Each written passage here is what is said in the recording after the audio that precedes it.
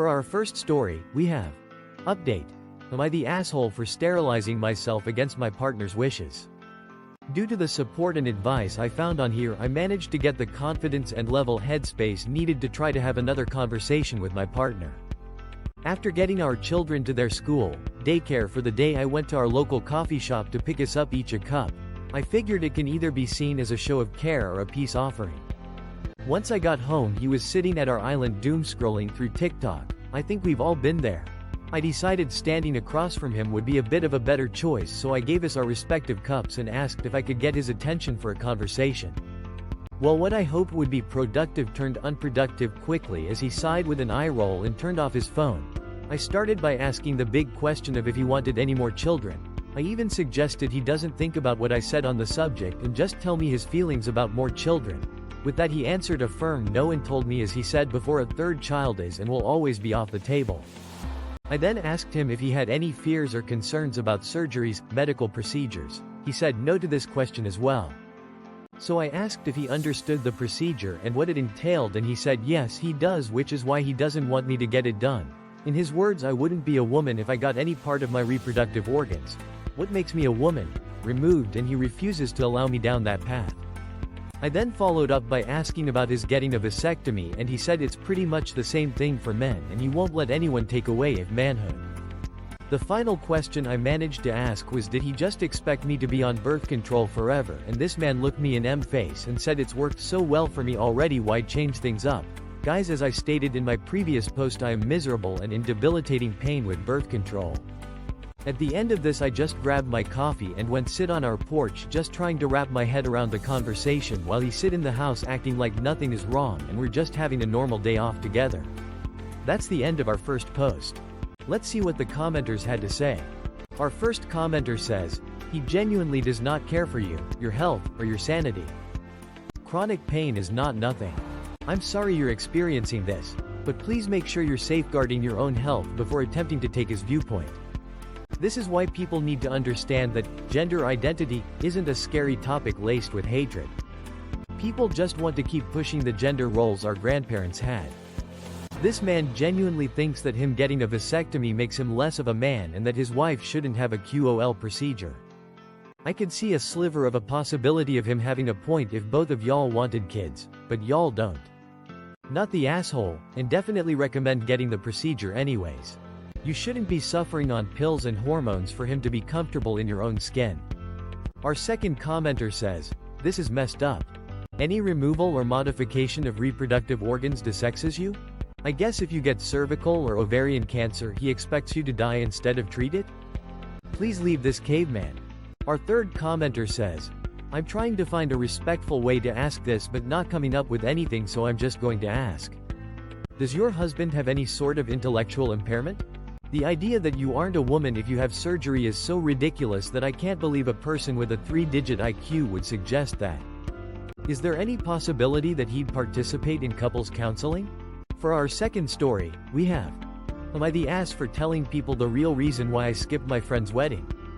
I, 35 female, am still friends with some of the people I went to college with. One of them, Debbie, fake name, 36 female, got married this past January, after being engaged for 2 years.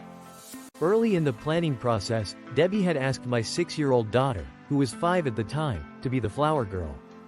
We agreed, and she had the dress sent to us right away. We barely spoke about the subject for a while. Then the wedding was delayed by almost a year. The original date was in March 24. I'm still not sure why. I've heard 3 or 4 different reasons. By the time the actual wedding date came around, the flower girl dress did not fit my daughter anymore. We didn't find out until roughly 10 days before the wedding, admittedly my fault. And I texted Debbie right away to ask what I should do about it. Her first reply was, figure it out. I tried to ask her where she'd bought the dress, where I could get a similar one, or whether it would be okay for my daughter to wear a different dress. I basically gave her a list of ways I could fix this and asked her what she preferred. Debbie responded with, I don't have time for this. Stop making your whale daughter my problem. Obviously, I decided against attending the wedding after that. As far as I'm concerned, we're no longer friends. And to be clear, I know that up until this point, I was not the asshole. I didn't tell anyone about it at first, but our absence was obvious, my friends missed me, and my daughter was supposed to be the only flower girl. Whenever Debbie was asked about it, she apparently just said we'd had an argument, but it wasn't a big deal. When our mutual friends and acquaintances asked me, I told them the truth, without sugarcoating it or trying to defend Debbie. I even showed my friends the text messages that proved everything. Everyone took my side. About a week ago, Debbie called me. She apologized for what she said about my daughter, but told me I have no idea how stressed she was at the time. She said it wasn't fair for her to lose friends over a mistake she'd made when she was under so much pressure.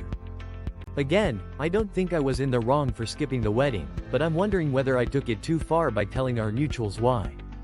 Edit. Yes, I know I should have made sure the dress still fit sooner. I already know that was my mistake, and I'm not blaming Debbie for it. That's not what I'm asking about. That's the end of our second post. Let's see what the commenters had to say. Our first commenter says, Aitah, she had no reason to talk about your daughter that way. Our second commenter says, greater than stop making your whale daughter my problem.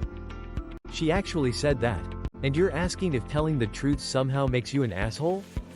She spoke her truth, why can't you? Now she has no friends and is trying to backtrack, SMH. Not the asshole.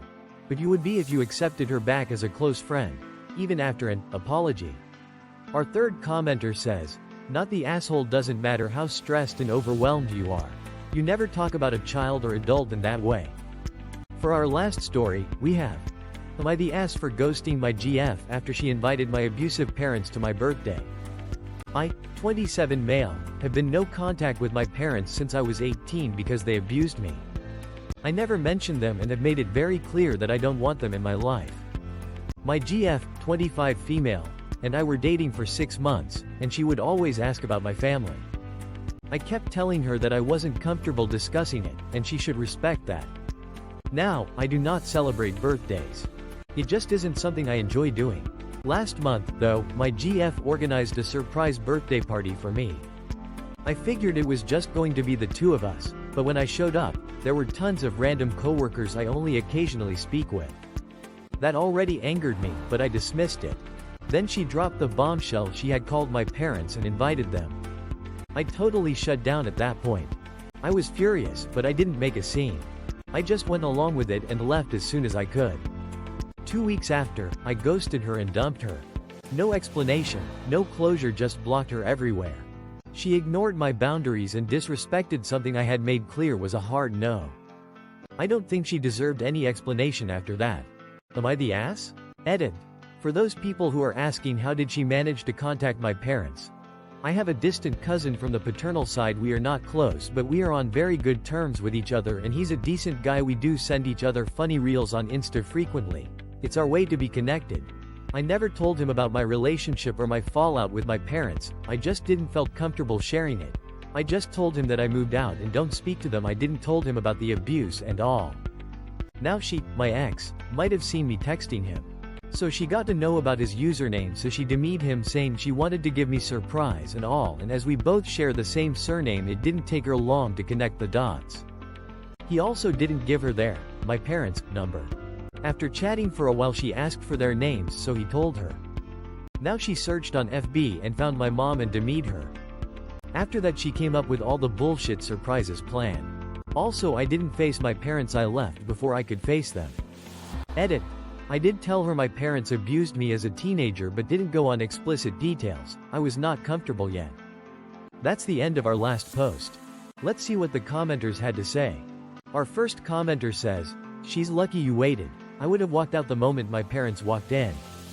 Not the asshole. Our second commenter says, not the asshole.